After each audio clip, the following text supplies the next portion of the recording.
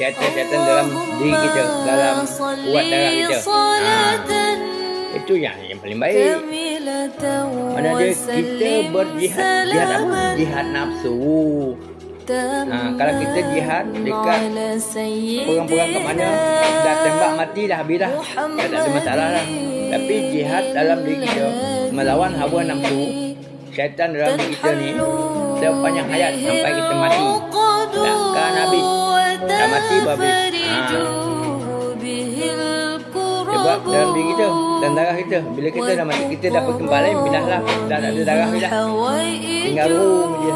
Ada darah dah. Itulah cakap kita kena pelajari 7 peringkat nafsu manusia. Peringkat pertama amaran yang kita ada sekarang. Yang kedua lawamah, kita pun ada sekarang. Dan ketiga kita boleh sampai lagi ke peringkat mulhamah, peringkat yang baik sikit lah. Lepas tu baru kita dah naik ke peringkat mutmainah. Sebab nak belajar ni memerlukan satu guru macam mana. Kamu bang carilah guru mana belajar tentang 7 peringkat nafsu ni. Guru yang mengajar dekat Pusat Islam. Pusat Islam pun ada guru dia, ambil belajar.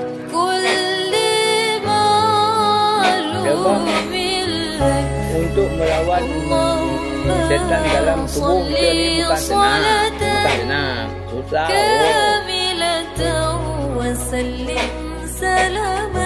Sebab dia dah ada dah dalam urat darah sejak lahir sampai mati. Setan ada dalam tubuh. Macam mana kita nak lawan? Kita tak boleh lawan, cuma kita boleh kontrol daripada 7 peringkat nafsu. Dia ada dalam setan ni, ada dalam nafsu sebenarnya, ada dalam nafsu marah kita. Itulah syaitan. Seperti juga jin pun ada 7 peringkat nafsu.